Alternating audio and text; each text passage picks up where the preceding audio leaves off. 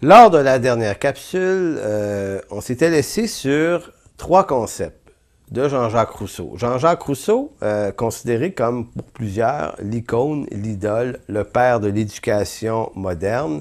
Il est un des premiers à avoir considéré une forme de constructivisme radical qui a été repris un peu plus tard par d'autres philosophes.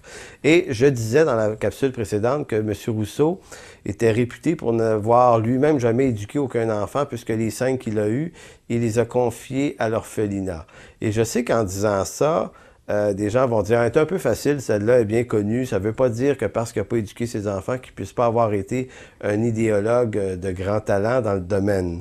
Ça, avec quoi je ne suis pas tout à fait d'accord. Lorsqu'on lit le traité d'éducation qui s'appelle Émile, tous ceux qui ont des enfants, qui lisent ça attentivement, ne peuvent pas s'empêcher de sourire quelquefois en lisant du Rousseau là, sur l'éducation. On se rend compte que l'homme est rempli d'une naïveté assez insipide sur l'éducation. Il voit de la facilité où, pour des parents expérimentés, il y a pas autant de facilité que le monsieur aimerait bien la prétendre. En fait, ça paraît que c'est le traité de quelqu'un qui n'a pas éduqué lui-même des enfants. Vous savez que dans la science, il y a une règle qui est incontournable en science, c'est qu'une expérience n'est viable qu'à la condition où une théorie devient vraie qu'à partir du moment où on est capable de la transposer en expérience et expérience répétée. Donc, si une expérience n'est pas concluante, il n'y a pas de crédibilité à une vérité. Sauf en éducation au Québec, on va prendre des théories de gens qui ont échoué, puis on va nous lancer ça comme si c'était génial.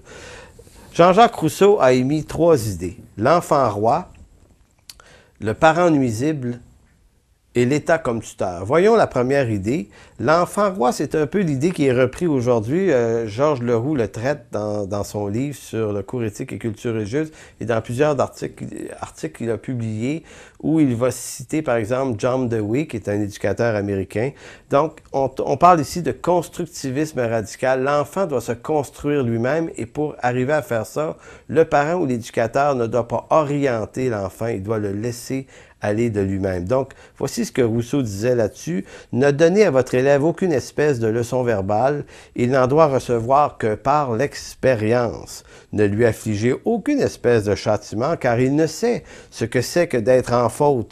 Ne lui faites jamais demander pardon, car il ne saurait vous offenser. Je pourrais vous lire beaucoup de citations de Rousseau.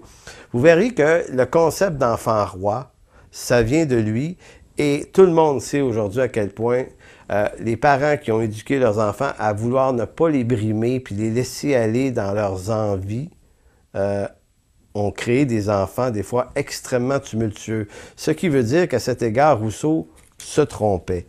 Rousseau a également émis l'hypothèse que les parents sont nuisibles dans le comportement de l'enfant. Vous savez, tout à l'heure, je discutais avec une personne qui a suivi un cours pour devenir éducatrice dans les centres de la petite enfance, bien connu sous le nom de CPE, qui me disait, c'est clairement énoncé ça. On dit aux gens qui suivent une formation que vous, les parents, vous êtes profondément incompétents sur le plan de la stimulation, de la socialisation de vos enfants et que, au fond, le next plus ultra dans notre État, c'est de confier le plus jeune possible nos enfants à des garderies.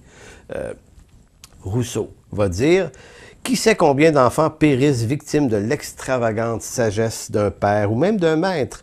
La nature y pourvoit par l'attachement des pères et des mères, mais cet attachement est souvent, ou a souvent son excès, son défaut et son abus. » Donc Rousseau, c'est celui qui va émettre l'hypothèse que les parents sont la première nuisance dans la vie d'un jeune.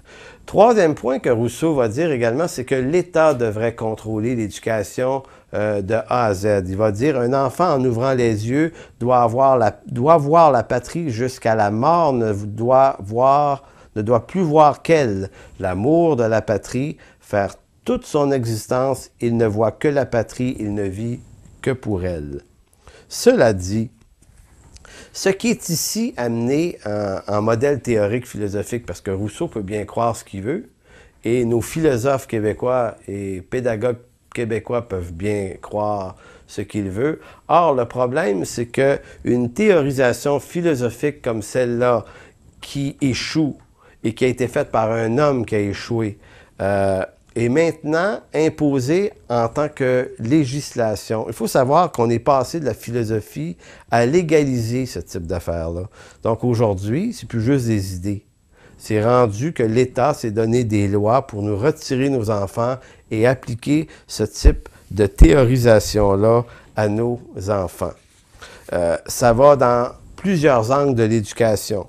Maintenant, vous allez me dire, est-ce que j'exagère? Est-ce que j'exagère? Parce que selon certaines personnes, j'exagère bien. Si vous lisez des documents du ministère de l'Éducation, que ce soit les programmes du cours éthique et culture religieuse, mais que ce soit d'autres types de programmes sur l'éducation actuelle, vous allez vous rendre compte que cette idée que l'État doit reprendre les enfants et doit, elle, en assumer leur éducation parce que les parents ne seraient pas très bons dans le domaine, est une idée qui est couramment amenée dans le domaine de l'éducation au Québec et légiférée en plus. Donc, un dénommé Pierre Lucier, titulaire de la chaire Fernand Dumont sur la culture, affirmait ceci, « Il faut amener l'élève à fréquenter les bonnes voies d'interprétation. » Dans le domaine de la religion. Ça a été pris dans un ouvrage à la page 16 qui s'intitule « L'approche culturelle du phénomène religieux » fait par M. Pierre Lucier. Donc, lui, en parlant de religion et de cours éthique et culture religieuse, il dit « C'est le rôle de l'État de ramener les enfants dans des meilleures voies d'interprétation, suggérant que ce qu'il a à la maison comme valeur, c'est pas très bon. » Alors, quand on nous dit que le cours éthique et culture religieuse veut honorer, au fond, la culture religieuse ancestrale du Québec, je vous garantis qu'on nous ment solidement sur cette question-là. Dans un autre ouvrage qui a été fait par le Comité des affaires religieuses, intitulé « Éduquer à la religion », vous trouvez ça sur Internet gratuitement, donc le Comité des affaires religieuses, à la page 18, il est dit « Tant de conflits découlent de l'adhésion aveugle des convictions absolues au sens littéral tel qu'on le trouve dans les dictionnaires. La réflexivité se rapporte à la capacité de retour de la pensée sur elle-même. Elle suppose une aptitude à se distancier de ses propres convictions et croyances. » C'est un document écrit en relation avec le cours éthique religieuse, je dois vous le rappeler. Donc, il est suggéré que l'école amène l'enfant à se distancer de ses propres croyances et convictions, évidemment, qu'il a reçues à la maison. À la page 19, on ajoute dans le même document, « Ainsi, l'apprentissage de la distanciation relève de l'école et se distingue du rôle de la famille et des groupes de conviction. Il rend possible une tolérance, maintenant, rendue positive. » Donc ici, on parle encore de distancer l'élève de ses valeurs à la maison.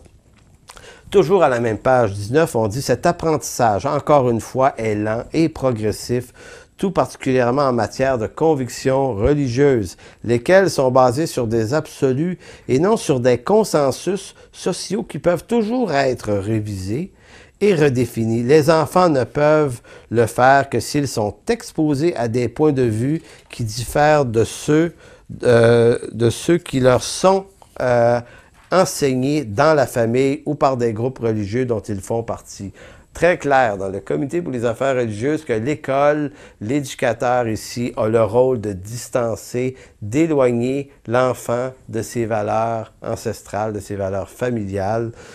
Donc, quand on nous dit que c'est pas tout à fait ce qu'on veut faire, que ça va honorer les valeurs de chacun, on nous ment de façon évidente. Je ne dis pas que c'est les professeurs qui nous mentent, parce que ce ne sont pas les professeurs qui ont bâti le programme, mais les penseurs, les vendeurs, les Denis Waters, les Monsieur Leroux, tous ces gens-là nous content des histoires en nous disant que le cours est gentil et veut juste amener le dialogue.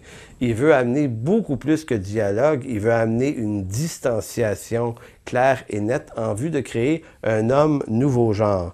À la page 21, du même document, on va dire « On n'offense pas autrui là où on ne veut pas être offensé soi-même. » L'histoire offre malheureusement un tableau assez décevant de la capacité des individus de conviction religieuse ou idéologique d'agir selon une telle conception de la réciprocité. Savez-vous ce qu'on vient de nous dire à nous qui sommes croyants? On vient de nous dire qu'on est des imbéciles et qu'on ne sait pas, nous, éduquer positivement nos enfants à exercer un sens critique et un bon dialogue, alors qu'on le fait très bien. Maintenant, je sais, on nous sortirait des exemples de gens qui ont eu des problèmes d'excessivité dans ce domaine-là. Vous savez, c'est pas parce qu'un médecin est un mauvais médecin que tous les médecins sont des mauvais médecins. Maintenant, c'est pas parce que des parents religieux, excessifs, sectaires ou autres ont mal agi que leurs agissements représentent l'ensemble de la société.